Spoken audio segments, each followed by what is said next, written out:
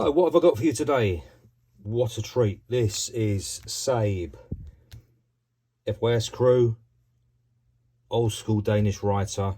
This is one of the On the Run series. You've probably all seen these books before. They're getting harder and harder to get, actually, from Air to Fame Publishing. They're getting really rare and they're so expensive. They're ridiculously expensive to buy. I got really lucky on this one because Gizmo was chucking out a load of stuff and he said, do you want some books? And I said, I've got a house full, to be honest, mate. I don't know if I've got the room. And he said, listen, I'll give you a list. I said, I'll take some off your hands. Give us a list of what you got. He said, I'll give you a list, no problem. So he did a list for me, and he had some proper stuff in there. And I said, that's we're talking like amazing. I'm going to show you some right now. Hang on.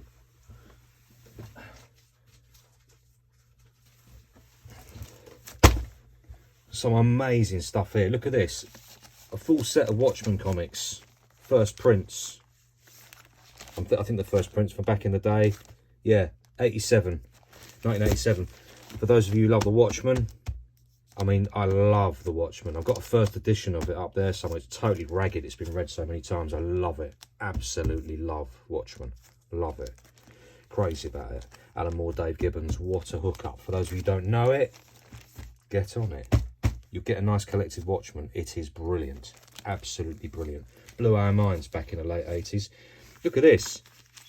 Dread comics with the Brian Bolland covers. This stuff, I mean, that's a '1 there, look. This stuff will blow your mind. Obviously, I was buying this back in the 80s, in sort of 86 or whatever, Judge Child Quest. You know, this stuff, this was the foundation of me becoming an artist, really. Just amazing covers by Brian Bolland.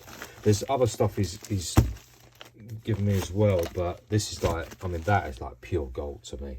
Pure gold. And this was just the cherry on the top of the cake. So let's get into this. Sorry, I've waffled on a little bit there. SABE, old school Danish writer. I mean, I'm talking like of the old school. I'm talking of the 80s. You know, he started back then, alongside, like, you know, Bates and Renz and all them sort of guys in Denmark. Beautiful sort of wild style piece on the front there. Let's have a look, shall we? Nice fatty tag. Gorgeous. Very nice. This gatefold thing where they show, I mean, look at these. Look at these, man. That book there, Gypsy, this is practically impossible to get now. You'll pay a couple of £100 for that. Seriously expensive. Can't find that anywhere. I've got that one. I've got that one. I haven't got them two. Wouldn't mind that. In fact, I'd love that. Black Book Masters. Yeah, would love that. But again, you can't find them on the open market. They're just impossible to get. They're all in the hands of collectors. Look at that for a nice, like, big production piece. Production wall. Lovely. I've not really gone through this very much either, so I couldn't tell you exactly what is in here. Hang on, that's shining. That's not good, is it? There we go.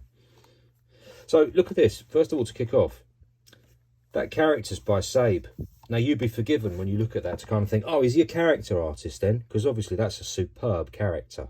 Really good. That's what, Copenhagen 2004. This fella can really do characters, right? So he must be a character artist. Well, nah.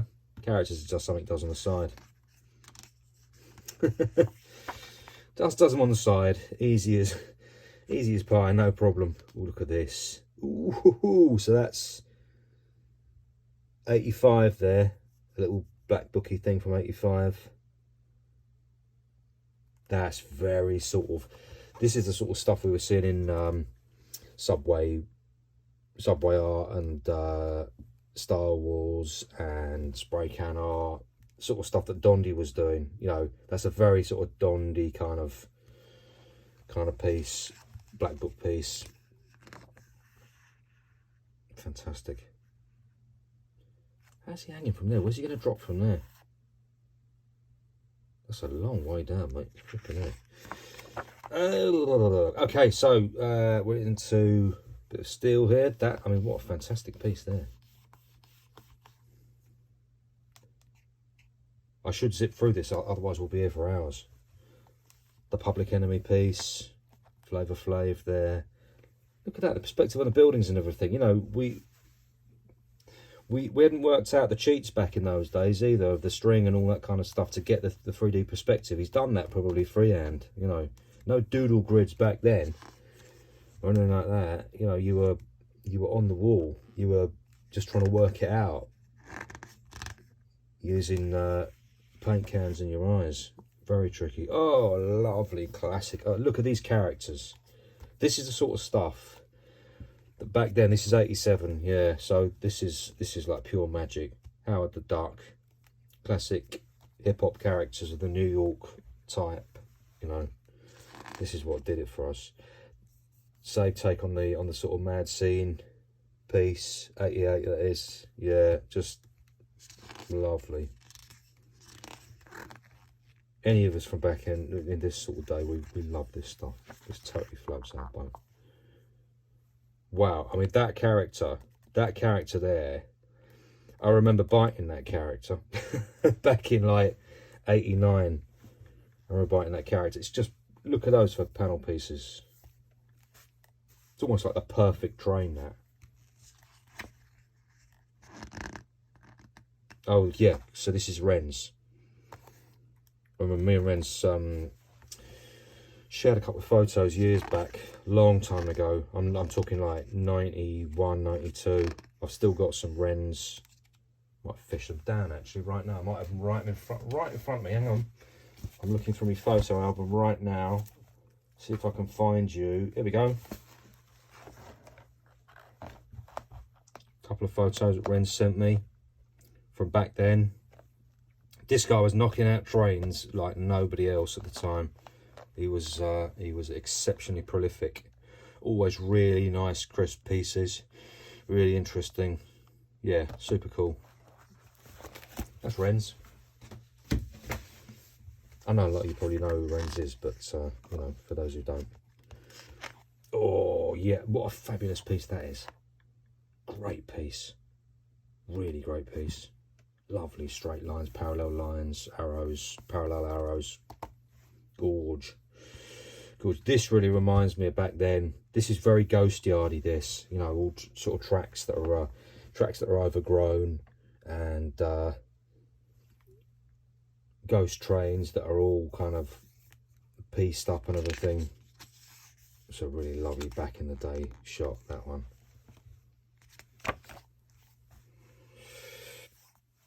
I won't say it, you can see it.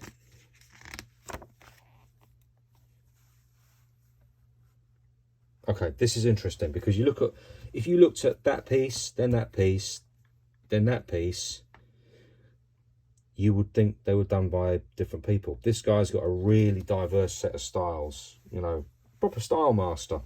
This is what you don't really see it as much anymore. You do see it a bit sometimes, but there's something that, you know, people were much more willing to experiment. I guess it's because we weren't so brand orientated back then. Maybe it's that. That's my theory anyway. If anybody else has got a theory about why you don't see such diverse styles from I'm talking from most writers. I know some writers have amazingly diverse styles. Lovely bit of live train writing there.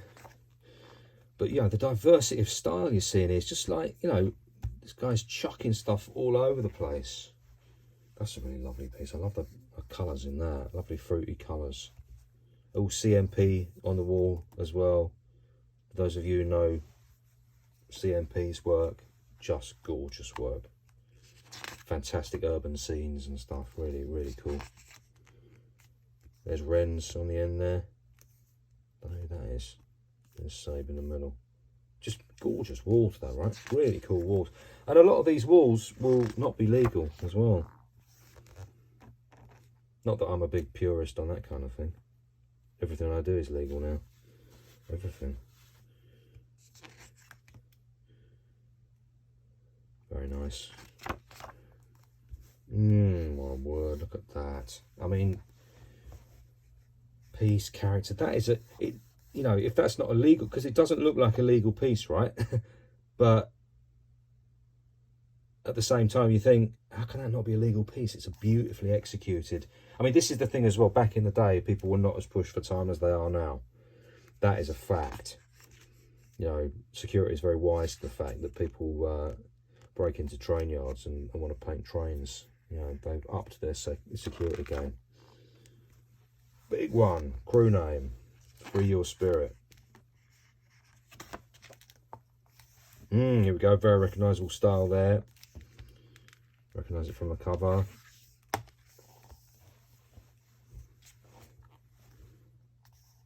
Gosh, yeah, this is sort of, that's quite a well-known piece, that one. I've seen that one before. And that's just gorgeous, isn't it?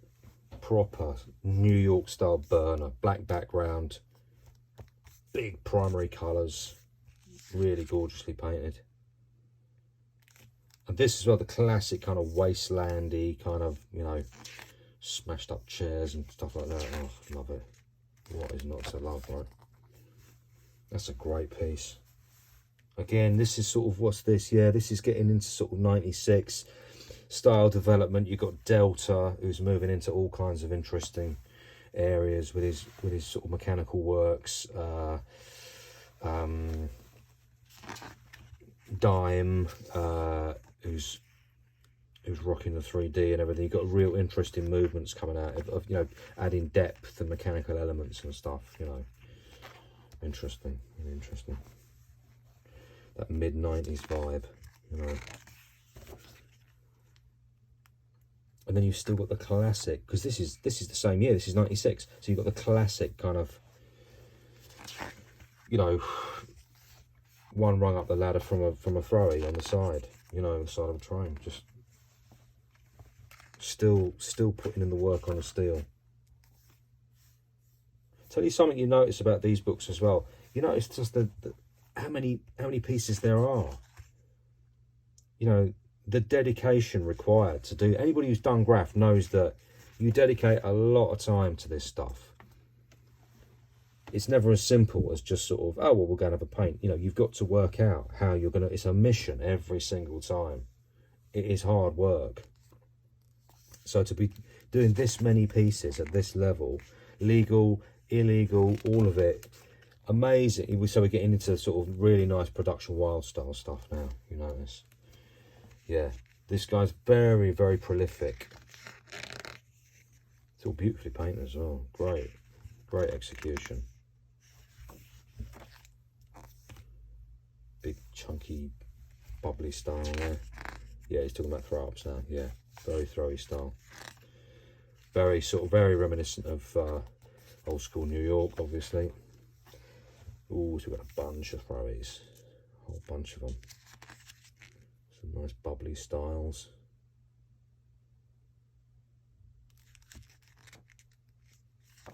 Lovely. The classic. This is the thing. A lot of writers graduate to this eventually, which is the two-letter throw up. Famously, J.A. In London, Ochre. You know, you just, for those who live in South London, well, all city pretty much, you know, OK is one of those things we see a lot. OK, Ochre uses the. I think I'm right in saying he was sort of advised by J.A. on that as well, who said, start doing the two-letter throw, you know, because you'll get up and it becomes a recognised thing and you can get up like this. Absolutely bomb these surfaces. Canvases. So we're talking like hefty canvases as well. These are very impressive. So he's pumping out stuff at home as well. Where's this man finding the time? I mean, this is the thing. If you're going to be really successful doing this stuff, you've got to go full time, really. Because I don't know how. I mean, Ben Hine used to do it. Famously, he used to work in the City of London, up at Lloyd's, and he used to bomb on the weekends. Noir was another one. Noir was he was white collar. You know, he had a very, very good job, and he would bomb on the weekends as well. And they were both very prolific, but I mean, to pump out this level of work, you've got to be doing it all the time. It would take you years to do this many pieces. Years and years and years and years. You know, far longer than it would have taken SABE to do this. He must have been out every single week, multiple times a week. Good quote here from Zeb. He is the style general. He really crushes style hard, and I let everyone know. True, isn't it? You know, the diversity of style you're seeing from SABE in this book is quite astonishing. You know, the pieces he's doing, compare that to that, you know, it's wild. I mean, look at that as a train piece, as a train production. That is mad, really mad. So cool.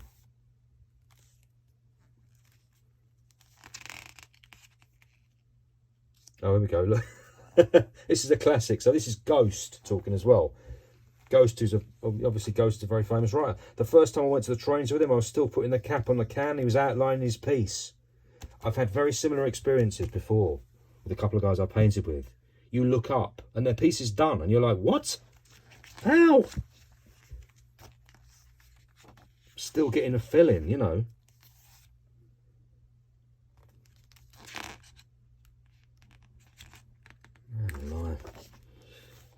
Ooh, lovely big bubbly bubbly. Is that New York? That looks like New York. I know he's painted in New York. I'm pretty certain that's New York. A lot of old school writers from this time, from Europe, sorry, I'm drifting there, in Europe, used to go over to New York. I went over, but I didn't paint there. I just hung out. I didn't fancy it, honestly, because I was working professionally by that point. I'd lost my bottle, that sort of stuff. I certainly didn't want to go on train lines or anything like that, because I'd have been deported if I was caught, and I was too scared, frankly. I had a lot to lose then, but I did love hanging out in New York, doing all that. It was fantastic. But these guys went over and painted. A lot of people went over, painted the lines, painted halls of fame, all sorts of stuff. Nice nighttime shots in the yard.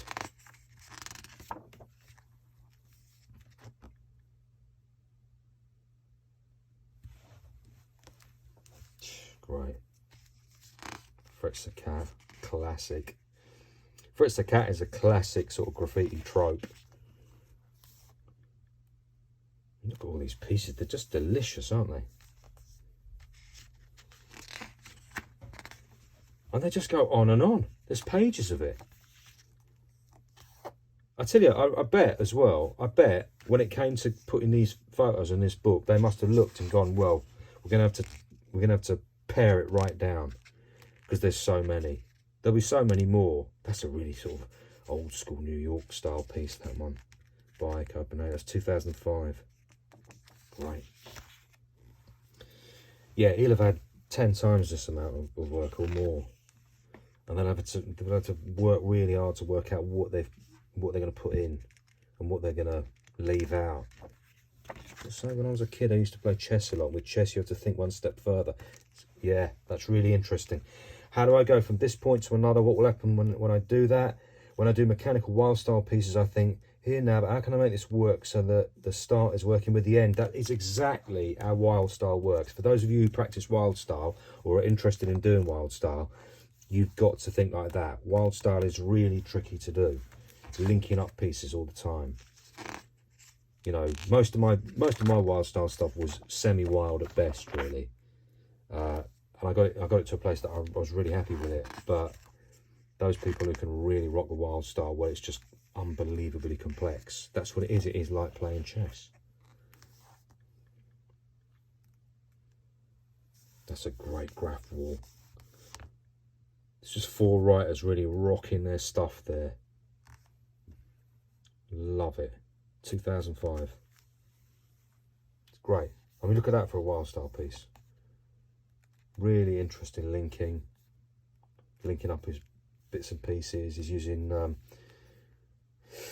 sort of horizontal arrows and the odd sort of chaotic one. That's beautiful. That is really, really beautiful. Another nice one there. I don't know about you guys as well, but I can really see the American influence. It's so, well, in a lot of the stuff, this sort of stuff, and this sort of stuff, I really see that New York influence. The Picasso of graffiti, I love him for his ever-evolving styles and humour. Yeah, exactly. I mean, again, look at that. Look at that for a sort of, I love that. Love those big sort of blockbustery pieces with the 45-degree angle 3D on them, and just it's so gorgeous. That is essentially a New York train style, isn't it? Beautiful, absolutely beautiful.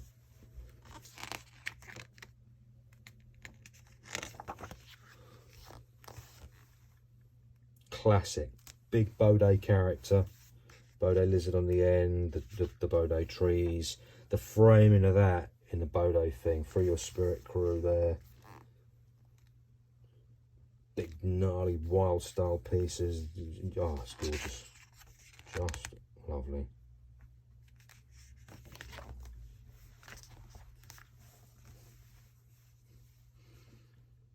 You've got a top to bottom whole car there.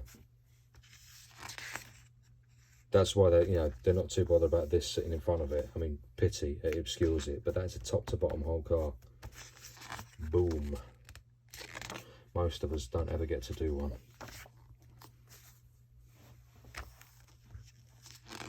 It's funny to think that, isn't it? There's a lot of graffiti writers who've never painted a train, you know, because it's not an easy thing to do.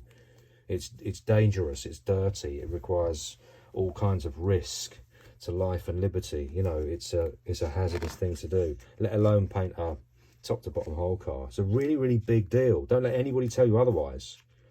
Just because there's so many New York writers who did it, you know, they were really amazing, those guys who went out and did that stuff. It's a really big deal. You know, you can look at subway art or something like that and really kind of go, oh, well, there's loads of it in there. Yeah, well, you know, they went out and did it. They really went out and did. They risked life and limb on lines, and people did die as well. Well, that's an amazing Bates piece there as well. Bates and SABE on a wall like that. Big Howard the Duck character. Background. They've got a lovely sort of cityscape background. Beautiful. Bit of Bode in there. See what I mean? These pieces, they go on and on. This guy is busy. He's really busy. 2008, that one. Ghost. SABE. Classic big old wall. Oh yeah, it is a big wall. There it is, isn't it? That is a big one.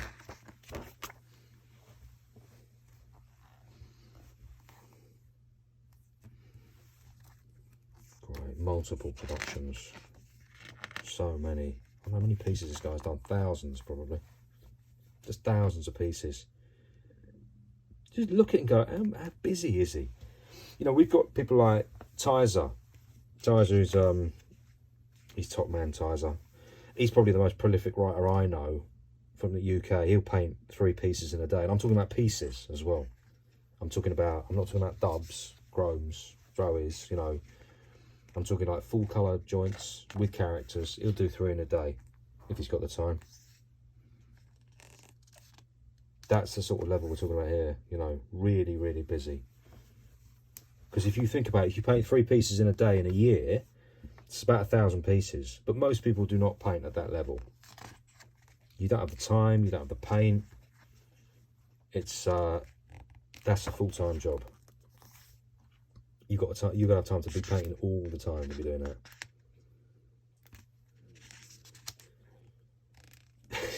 It's like a sort of graph overload, isn't it? There's so much graph in here, so much. It's why I'm not stopping just to comment on every single piece, because there's just so much in here. And the diversity of style, it's so different. Crazy. Yeah, we go from wild style to bubblies to throwies to straight letter pieces to, you know, just mad.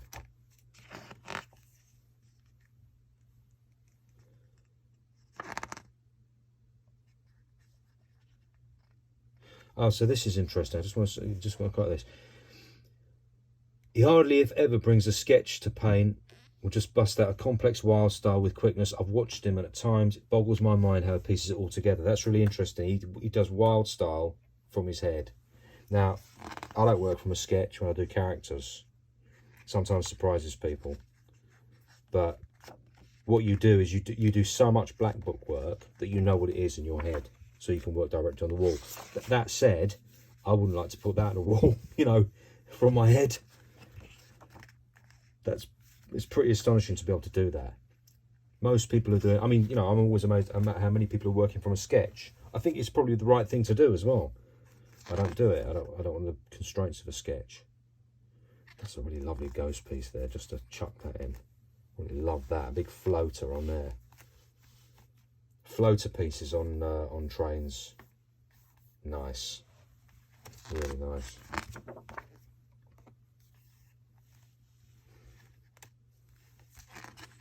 I am still blown away just by the level of how much work there is. Just so much work. There is a lot of trains here. You know, this guy's in the yard a lot. Or was in the yard a lot. Getting into yards is no small thing, you know, for those of you who've been in one. And there we go, credits, all the usual stuff to buy at the end. This is obviously hugely out of date because this is published when? This is 2010, this one come out.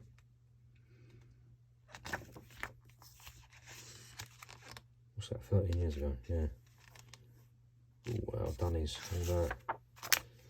Oh yes, beautiful piece by, that's Rhyme, isn't it? That is Rhyme, I'm pretty sure that's Rhyme. At the time it'd be Seventh Letter. They'll be doing all that. That's when these books come out, I'm pretty sure. So there we go, guys. There we go. If you didn't know him before, you certainly know him now. SABE. Free Your Spirit Crew. I mean, you know, another style master. Hugely prolific. The amount of work in there is just sort of, you know, jaw-dropping, isn't it? Absolutely jaw-dropping. And to think that's only a fraction of the work that he's done. They've probably picked all the, you know, the best stuff. But yeah, what a prolific artist. And yeah, I mean, it's just unfortunate these books are so difficult to get now, which is why I'm very keen on doing flips whenever I can get hold of them, because odds are you will not be able to get hold of these copies because they're just too difficult or too expensive. You know, whenever you can get them, I've noticed every so often on eBay I'll have a look and see what they've got, and they are expensive. Like I say, that Gypsy one, I've seen it for about 200 quid. I've seen it for 249 quid. They're really expensive. The Back Jump sketchbook, you know, I was talking about that with somebody recently. Me and Ira were talking about it. That's a couple of £100, you know. They're really expensive because they're rare, because what happens is writers get them in their collections. They get lost in house moves, or they get stolen, or they get damaged somehow. You drop coffee on it, it gets wrecked, you know, the dog gets hold of it, whatever it is, it's done. And they were very limited runs, most of them. But limited, you know, they might have had a run of 5,000 or whatever, but that's a surprisingly small run. And a lot of them just don't survive. And they end up in a bin or a skip somewhere, and they're done. And what happens is, when they come to market, collectors snap them up really quickly. And collectors, like, I'm a bit of a collector, I'm not a serious collector, but I'm a bit of a collector, and we don't let them go. I'm not going to be selling this. This will go on my bookshelf with other prized possessions, you know, prized books that are really difficult to get hold of, rare books, you know. And yeah, so getting hold of it's really difficult. But anyway, there you go. Bit of a flippy for you. I hope it inspires and makes you want to go and create your own stuff. And I'll see you in the next one.